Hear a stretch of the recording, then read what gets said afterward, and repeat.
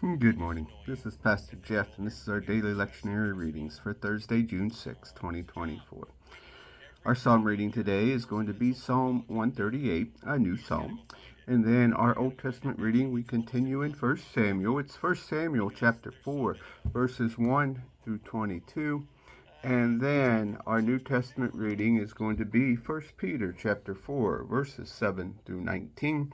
And I apologize for the radio being on during the introduction. I'm going to flip open our tab. It looks like we are going to be reading these out of the message today. So we begin with our psalm, Psalm 138. Thank you. Everything in me says thank you. Angels listen as I sing my thanks. I kneel in worship, facing your holy temple, and say it again. Thank you. Thank you for your love. Thank you for your faithfulness. Most holy is your name. Most holy is your word. The moment I called out, you stepped in. You made my life large with strength. When they hear what you have to say, God, all earth's kings will say, thank you. They'll sing of what you've done. How great is the glory of God. And here's why God, high above, sees far below. No matter the distance, he knows everything about us. When I walk into the thick of trouble, keeping me alive in the angry turmoil.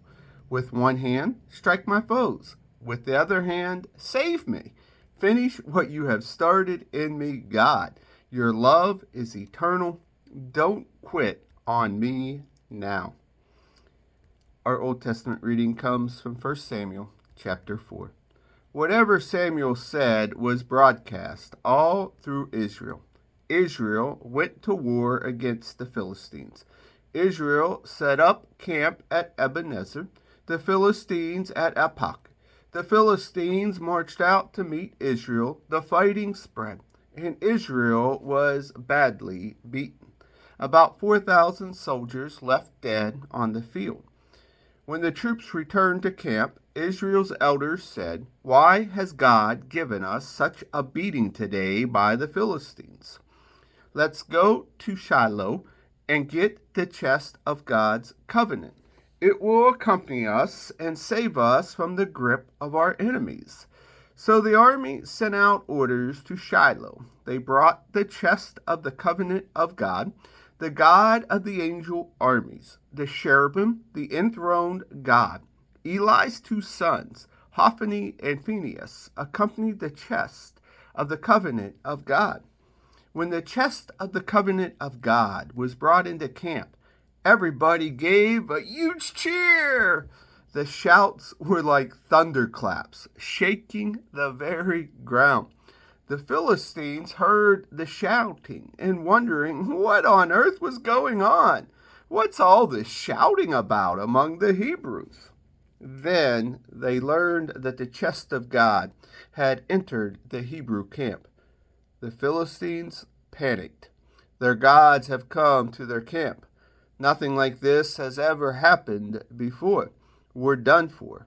Who can save us from the clutches of their super gods? These are the same gods who hit the Egyptians with all kinds of plagues out in the wilderness. On your feet, Philistines, courage! We're about to become slaves to the Hebrews. Just as they have been slaves to us, show us what you're made of. Fight for your lives. And did they ever fight? It turned into a rout. They thrashed Israel, so merciless that the Israel soldiers ran for their lives, leaving behind an incredible 30,000 dead. As if it wasn't bad enough, the chest of God was taken, and the two sons of Eli, Hophni and Phinehas, were killed. Immediately, a Benjamite raced from the front lines back to Shiloh, shirt torn and face smeared with dirt. He entered the towns. Eli was sitting on his stool beside the road, keeping vigil, for he was extremely worried about the chest of God. When the man ran straight into town to tell the bad news, everyone wept. They were appalled. Eli heard the loud wailing and asked, "Why this uproar?" The messenger hurried over and reported. Eli was 98 years old then and blind. The man said to Eli, "I've just come from the front, barely escaping with my life." "And so, my son," said Eli, "what happened?" The messenger answered, "Israel scattered before the Philistines. The defeat was catastrophic, with enormous losses. Your sons, Hophni and Phinehas, have died, and the chest of God was taken." At the words chest of God, Eli fell backwards off of his stool where he sat next to the gate. Eli was an old man and very fat. When he fell, he broke his neck and died. He had led Israel 40 years. His daughter-in-law, the wife of Phinehas, was pregnant and ready to deliver. When she heard that the chest of God had been taken and that both her father-in-law and her husbands were dead, she dropped to her knees to give birth, going into hard labor. And she was about to die. Her midwife said, "Don't be afraid. You've given birth to a son." But she gave no sign that she had heard. The chest of God gone, father-in-law dead, husband dead. She named the boy Ichabod, "Glory's gone," saying glory is exiled from Israel since the chest of God was taken. Our New Testament reading comes from 1 Peter chapter 4, verses 7 through 19. Everything in the world is about to be wrapped up, so take nothing for granted. Stay wide awake in prayer. Most of all, love each other as if your life depended on it. Love makes up practically anything. Be quick to give a meal to the hungry, a bed to the homeless cheerfully. Be generous with the different things that God gave you, passing them around so all get in on it. If words, let it be God's words. If help, let it be God's hearty help. That way, God's bright presence will be evident in everything through Jesus, and he'll get the credit as the one mighty in everything. Encores to the end of time. Oh yes. Friends, when life gets really difficult, don't jump to the conclusion that God isn't on the jump.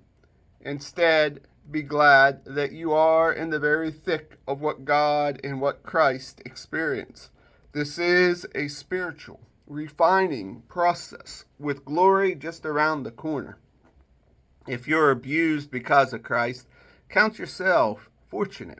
It's the Spirit of God and its glory in you that brought you to the notice of others. If they're on you because you broke the law or disturbed the peace, that's a different matter. But if it's because you are a Christian, don't give it a second thought. Be proud of the distinguished status and reflected that in your name. It's judgment time for God's own family. We're first in line. If it starts with us, think what it's going to be like for those who refuse God's message. If good people barely make it, what's in store for the bad? So, if you find life difficult because you're doing what God said, take it in stride. Trust him. He knows what he's doing, and he'll keep on doing it. Here ends our readings for the day.